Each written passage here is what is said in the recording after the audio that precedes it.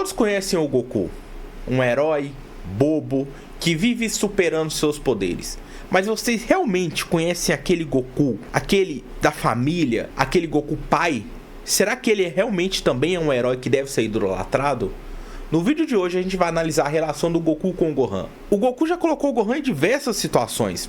Já fez ele lutar com Vegeta, já fez ele ir para um outro planeta, enfrentar criaturas que destruíam planetas, já fez ele passar por treinamentos extremamente pesados. E no vídeo de hoje o nosso objetivo é analisar se no final das contas o Goku teria direito à guarda do Gohan ou se no Brasil ele perderia essa guarda. Para começar o vídeo a gente vai ter que estabelecer algumas regras aqui, ok? A primeira regra é que a gente vai analisar apenas os fatos do Dragon Ball Z.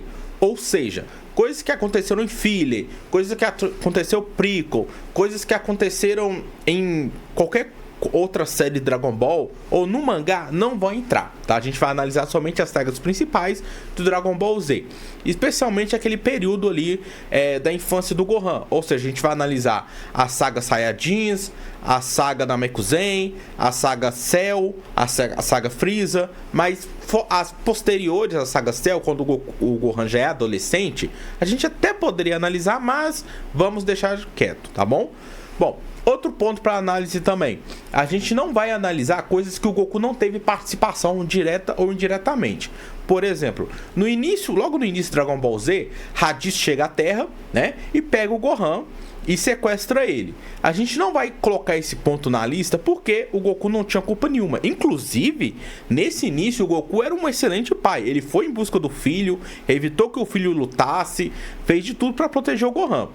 Outra questão que também entra muito em análise é o treinamento do Piccolo, né? Aquele treinamento pesado para uma criança e tudo. A gente também não vai fazer essa análise porque naquela época o Gohan tava a cuidado especial do Piccolo, a Tite não teve nenhum poder de decisão e o Goku também não teve porque ele estava morto, tá? Então a gente vai tirar todo o treinamento do Piccolo dessa linha, ok?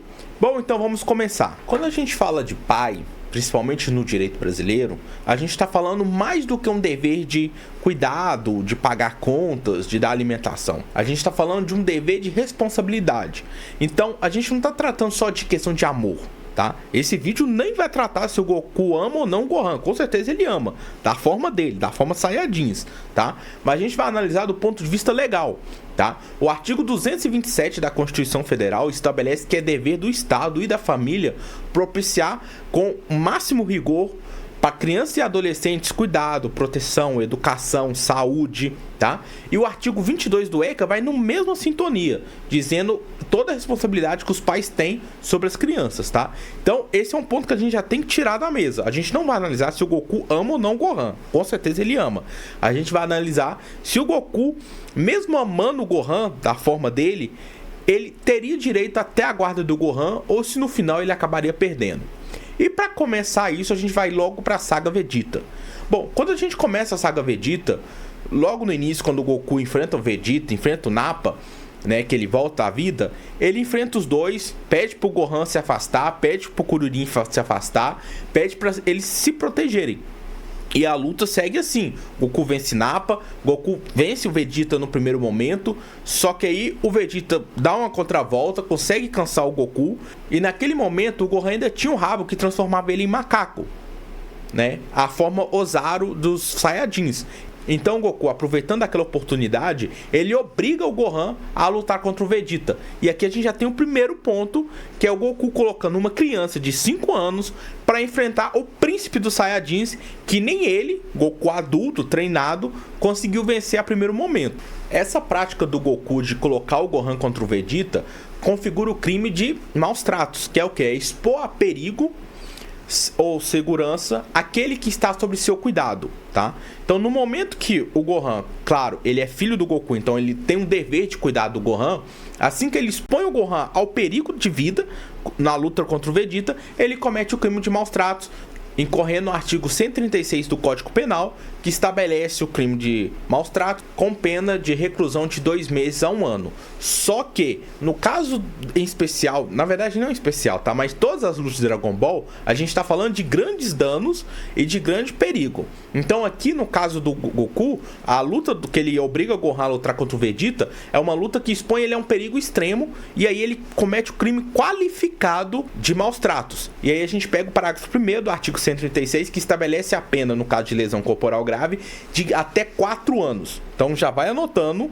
que a coisa vai ficar mais séria daqui pra frente. Bom, aqui a gente vai dar um salto lá pra saga Cell, na verdade pro final da saga Cell, após o Vegeta retornar à Terra, após se tornar mais ou menos do bem, após o Goku morrer na batalha contra o Freeza, eles reúnem as esferas do dragão e pedem pro Goku voltar à vida, tá? E retornar à Terra. Só que o Goku retorna à vida, mas decide continuar treinando. E aqui a gente tem um ponto muito importante, que é muitas pessoas que defendem que o Goku é um mau pai trazem como argumento justamente esses períodos que o Goku prefere ficar treinando do que cuidar do filho, tá? Que é justamente o que acontece aqui. E aí eles usam como argumento abandono de incapaz. Só que não é, tá? Não é. Aqui a gente tem uma distinção muito clara. Por quê? Abandono de incapaz está previsto no artigo 133 do Código Penal e estabelece que é quando o responsável abandona o incapaz, aquele que está sob sua tutela, em uma situação de risco. No caso em específico, o Gohan estava na Terra, perto dos seus familiares, perto da Tite, sua mãe, perto dos seus amigos, tá? Então não foi um abandono de incapaz nesse caso. Entretanto, a gente está tratando aqui de um abandono afetivo, possivelmente, porque o Goku passa 1 ano treinando nesse período, tá? Ele só vai retornar lá na saga dos androides. E aí, a gente tá falando de um período que o Gohan passa sozinho, sem a figura do pai. E aí sim, o ECA, não o Código Penal, não o abandono de capaz, mas o ECA vai tratar do abandono afetivo. E quando a gente fala de abandono afetivo, a gente tem que pensar aqui no ponto de vista que o pai, ele tem condições de ficar próximo da criança. O Goku poderia treinar na Terra, tá? Mas o pai não escolhe ficar próximo. É um verdadeiro fui comprar cigarro. No caso do Goku é fui treinar. É o abandono afetivo. A gente não tá falando de um crime que vai prender o Goku, mas isso perde posições na questão de guarda, que é o que a gente está analisando, e também pode até acarretar danos morais, tá?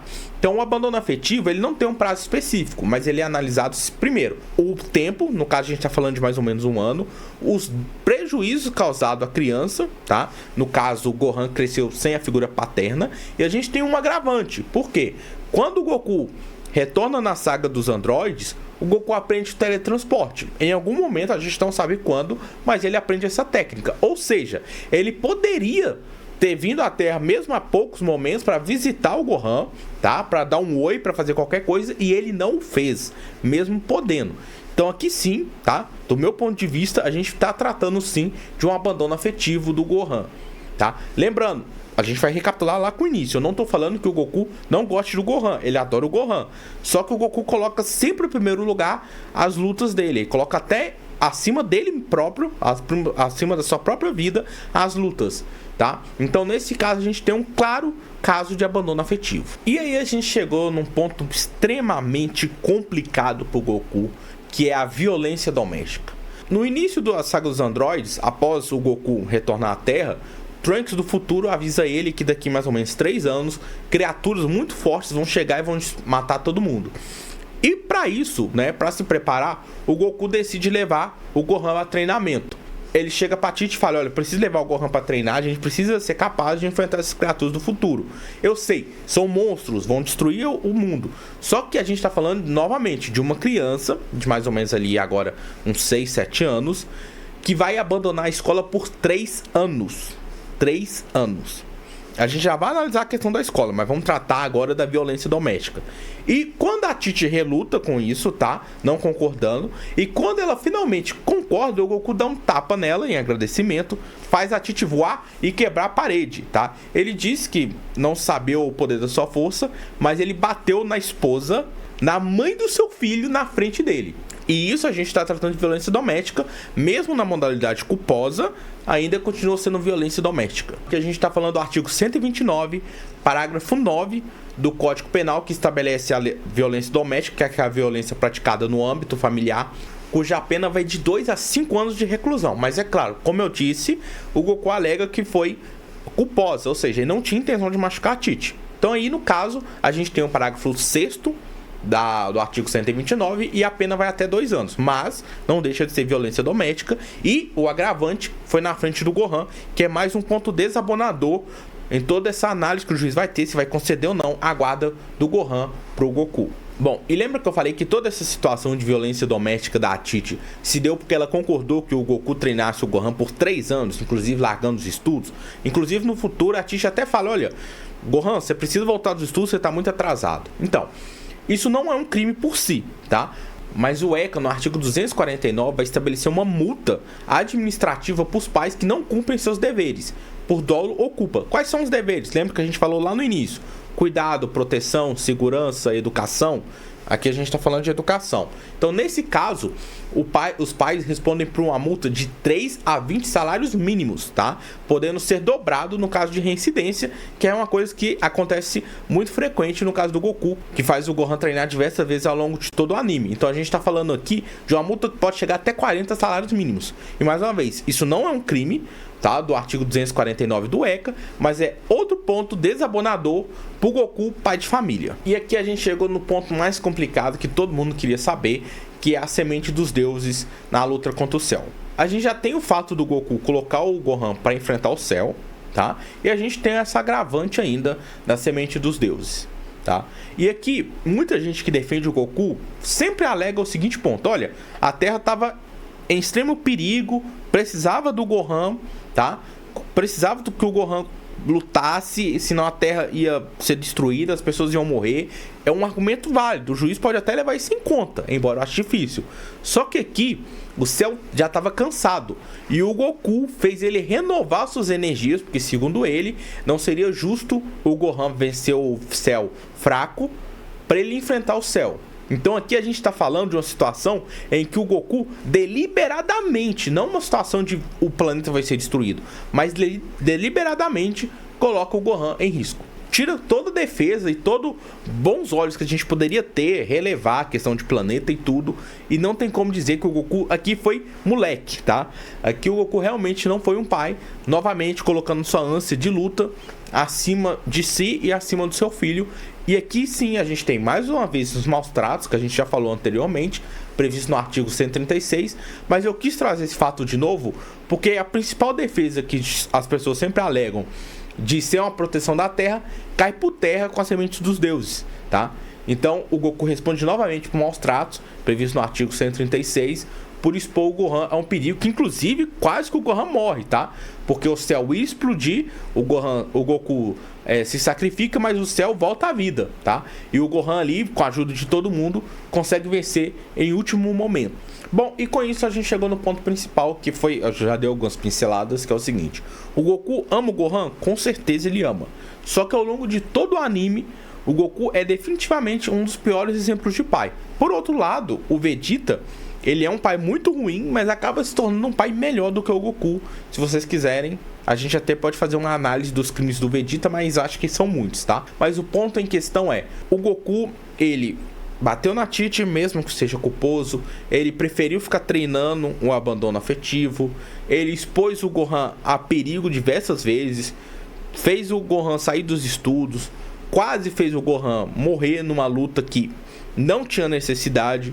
Então o Goku ama o Gohan, mas o Goku ama lutar em primeiro lugar, acima até do seu sentimento pelo Gohan, tá?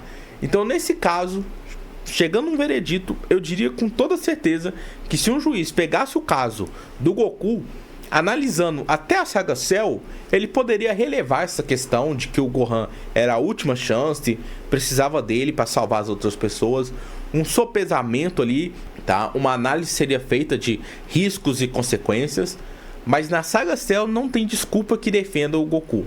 Ele fez aquilo de propósito, colocou em risco a vida do Gohan. Então eu diria pra vocês que se um juiz pegasse até a saga Cell, ele definitivamente tiraria a guarda do Gohan das mãos do Goku. Bom, e vocês? O que vocês acham? Vocês acham que o Goku deve perder ou não a guarda do Gohan? Comentem aí, diga dos seus comentários qual é o próximo vídeo vocês querem fazer. E nos finais desse vídeo eu vou deixar para responder alguns comentários que o pessoal fizeram no vídeo passado.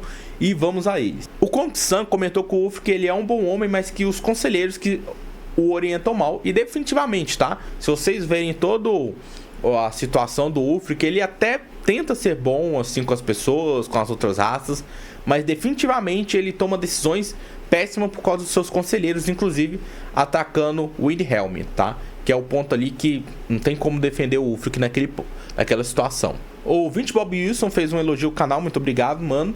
E ele falou que a gente tem diversas oportunidades de mina infinita na análise de Elder Scrolls. E ele pediu pra gente fazer o julgamento da Sadia de Whiterun. E com certeza, mano, esse inclusive vai ser o nosso próximo vídeo, tá? Então se você estiver vendo, o próximo vídeo vai ser essa análise, ok? O Léo Broke comentou que o Ulfric basicamente é um golpista que quis tomar o poder. Ele praticamente deu uma de Temer. E o degustador de cadeirantes, calma aí, mano, ele pediu pra gente fazer outras análises, como a questão de Morrowind e a escravidão.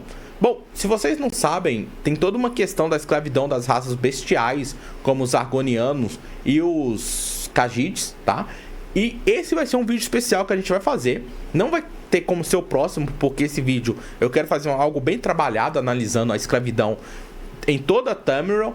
Quero fazer também uma análise da escravidão, como que ela se enquadraria no mundo real, se seria a escravidão antiga ou a escravidão moderna, e também no Código Penal Brasileiro, como sairia o crime de escravidão de Morrowind, tá? Então esse vídeo vai ser um vídeo bem trabalhado, mano, e com certeza a gente vai fazer essa análise, beleza? E se vocês gostaram, diga pra gente quais os próximos temas vocês querem ver, porque com certeza a gente analisa tudo e produz um vídeo maneiro pra vocês. É isso então, pessoal, partiu!